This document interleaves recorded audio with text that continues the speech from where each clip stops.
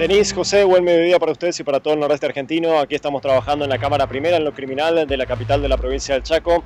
Hace un rato nada más se ha conocido el de culpabilidad y también la pena por parte del tribunal que integran las tres juezas de la primera en lo criminal contra Carlos Barraza, el ex líder piquetero de aquí de la provincia del Chaco. Ha sido condenado, como bien dije, a 10 años de prisión efectiva. Una condena, según la propia Fiscalía, de manera ejemplar por los delitos de defraudación al Estado.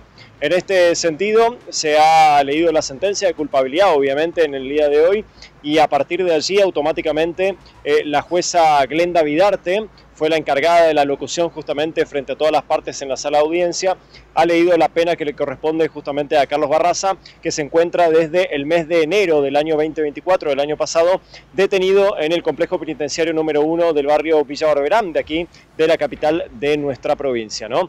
Ustedes recordarán que en ese mes de enero del año 2024, cuando se desarrollaban los albores justamente de toda esta investigación, el principio de esta investigación penal preparatoria, se habían desarrollado diferentes allanamientos en la zona sur, sobre todo de aquí de la ciudad, en donde encontraron gran cantidad de materiales de construcción, gran cantidad de elementos que habían sido brindados por el Estado chaqueño en su momento, en delitos que se presumen entre el año 2022 y 2023, o sea, de la gestión anterior del gobierno de la provincia del Chaco, ¿no? Así que bueno, esa ha sido la resolución del tribunal que estuvo compuesta por la doctora Glenda Vidarte, que fue justamente la jueza encargada de la locución del veredicto en la jornada del día de hoy, la doctora Natalia Curey y la doctora Julieta Ansey, que fueron las tres integrantes del tribunal durante toda esta causa. Bien, si te parece, Marco, vamos a compartir el momento exacto de la lectura del veredicto.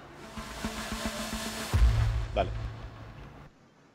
En este expediente 569-2024-1, Barraza Carlos Iván, su fraude en perjuicio de la administración pública. Vamos a dar lectura a la parte resolutiva de la sentencia 348 de este año 25. En tal sentido, a los 5 días del mes de diciembre del año 2025, la Cámara Primera en lo criminal resuelve 1.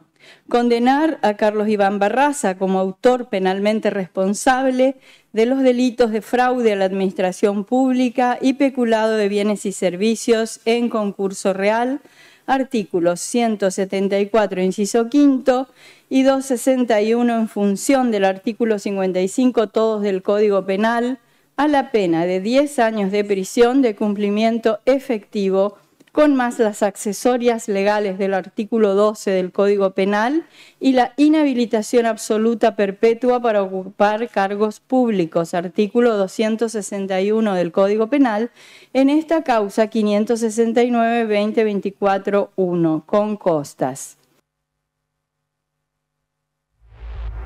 El momento de la lectura, Marco, allí de la condena, es un poco también lo que se esperaba. Creo que pudiste dialogar con el fiscal de la Cámara, Sergio Cáceres Olivera, quien te comentaba un poco más si estaba conforme con esta sentencia, con esta condena. Sí, exactamente, Denise. Bueno, de hecho, la Fiscalía, ¿no? A cargo de la Fiscalía de Cámara, a cargo del doctor Sergio Cáceres Olivera, había pedido 10 años de prisión efectiva para el detenido Carlos Barraza. Por otra parte, su abogado defensor había pedido directamente la absolución de su defendido o si había pena mínima, pedir la pena mínima, por supuesto, pero con prisión domiciliaria. Esas habían sido en lo que tiene que ver con el alegato final, había pedido justamente eso el doctor Daniel Vilches, quien es el abogado defensor. Ahora bien, para que la gente un poco entienda cómo era la maniobra, compañeros, hay que pasar un poco en limpio cómo ha sido todo esto, ¿no? Bueno, durante la gestión anterior del gobierno de la provincia del Chaco, se enviaban fondos a numerosas cooperativas y movimientos sociales de aquí, de la provincia del Chaco, con el fin muchas veces de construcción de viviendas, ¿no? Como nosotros sabemos y los hemos demostrado también en otras causas anteriores, fondos que pasaban no por el Instituto Provincial de Desarrollo Urbano y Vivienda, sino por el famoso IAFEP, Instituto de Agricultura Familiar de la provincia del Chaco, que era conducido justamente por Mauro Andión, que ahora recuperó hace poco tiempo su libertad. Bueno, todos estos fondos bajaban directamente del IAFEP a estos movimientos sociales o a estas cooperativas, ¿no? Han bajado justamente a la cooperativa estos fondos que estaban a cargo de Carlos Barraza, algunas viviendas se hicieron y otra gran cantidad de viviendas que se deberían haber hecho no se terminaron. Y además, durante todos los allanamientos en el año 2024, en enero del año 2024, se habían encontrado gran cantidad de materiales que enviaba Lotería Chaqueña justamente para las cooperativas y demás. Bueno, todos esos materiales, tanto de construcción para la construcción de viviendas, como por ejemplo bicicletas para niños, un montón de elementos deportivos y demás, estaban todos acopiados, digamos, por así decirlo, en galpones que pertenecían a Barraza y que pertenecían a su propia fundación, ¿no? Así que bueno, todo eso en su momento se había secuestrado, estamos hablando de enero del 2024, automáticamente Carlos Barraza queda detenido, hasta el momento de hoy que finalizó, bueno, entonces este juicio con ya la pena de 10 años de prisión efectiva, ¿no? Así que bien, ese ha sido un poco el correlato a grosso modo de los hechos.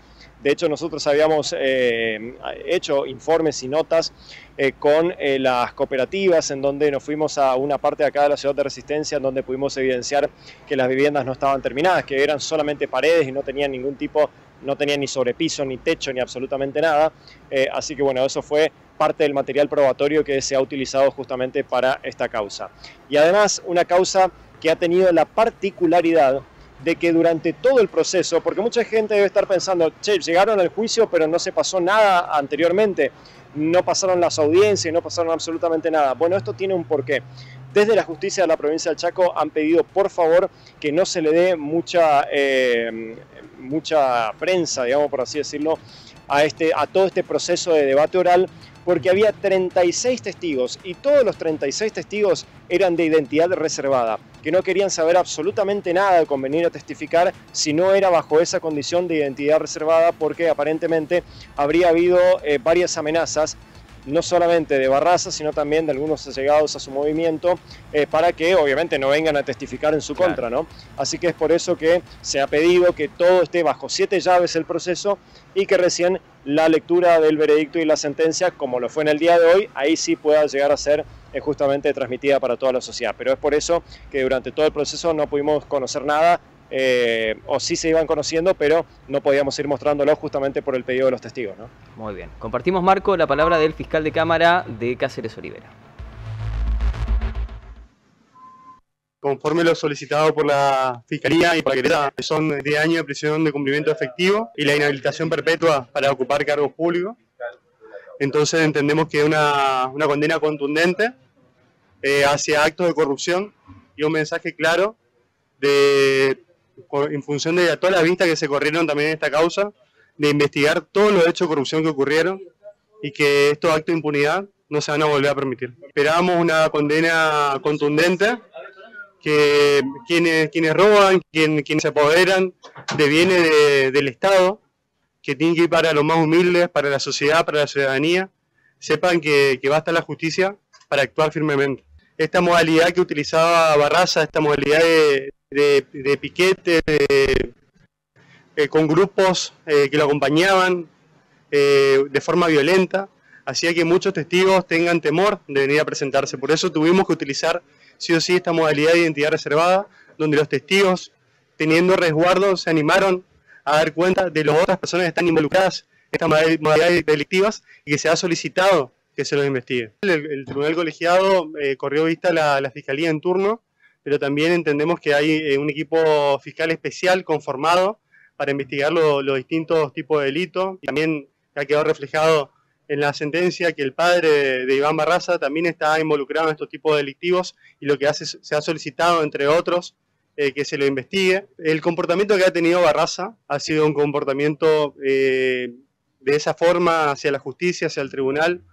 Él no entiende que estos actos son ilícitos. Él cree que se puede seguir manejando con una impunidad como lo hacía.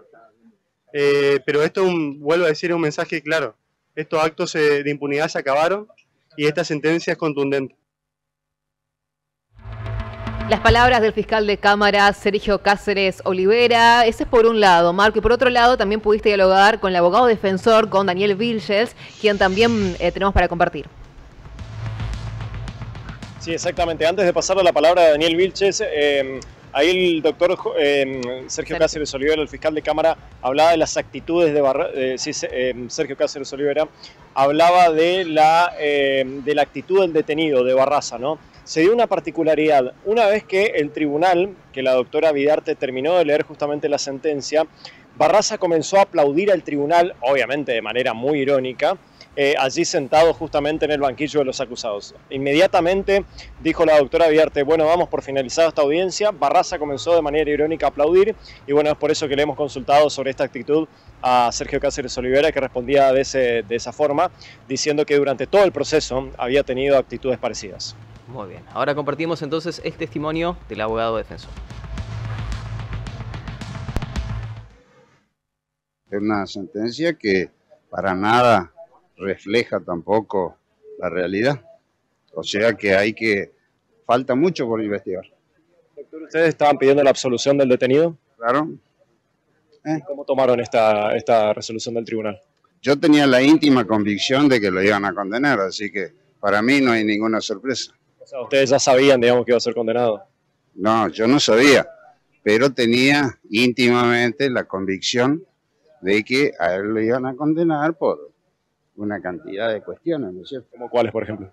Y la utilización de la detención de trabajadores sociales para justificar otras cuestiones, decisiones tomadas por el Estado y que fueron utilizadas para una campaña política. Es imposible que sea de otro modo. A él le dieron el dinero, él no lo sacó.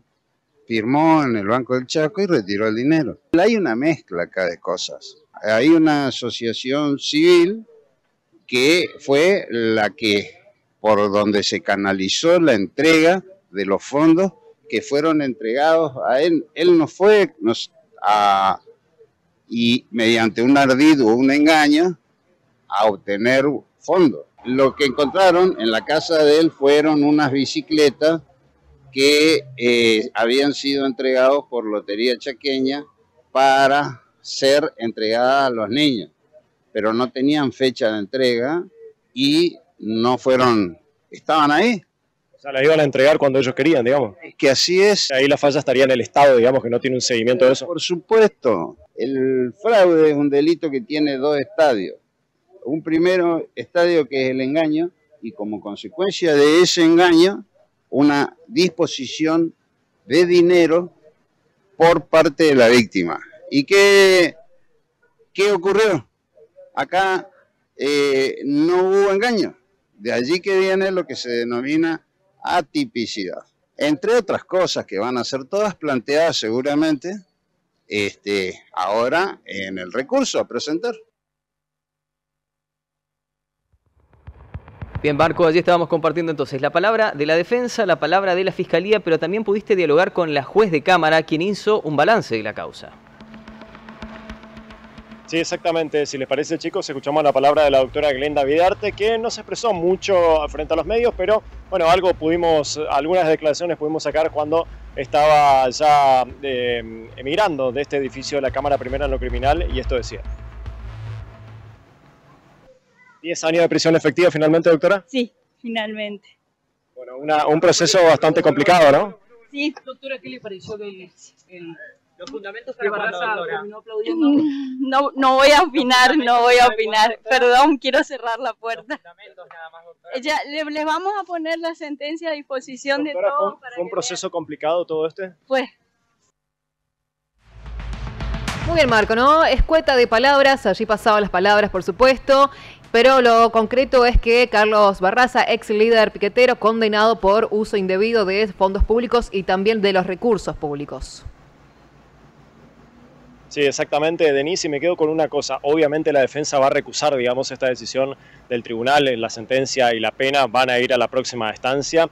Y lo que explicaba un poco también en la nota el abogado defensor Daniel Vilches es que para la defensa lo de Barraza se trata de algo más de moral que de delito, digamos, teniendo en cuenta de que los fondos iban hacia la fundación y que los elementos por parte de Lotería Chaqueña iban a esa fundación, pero que Lotería Chaqueña no hacía seguimiento de cuál era el destino o el fondo, digamos, hacia cuáles los elementos, como por ejemplo muchas bicicletas que se han encontrado de niños en todo este proceso, ¿no? Con lo cual asegura el abogado defensor que, bueno, si Barraza no entregó, digamos, después esas bicicletas, era por una cuestión moral, digamos, más que por una cuestión delictual.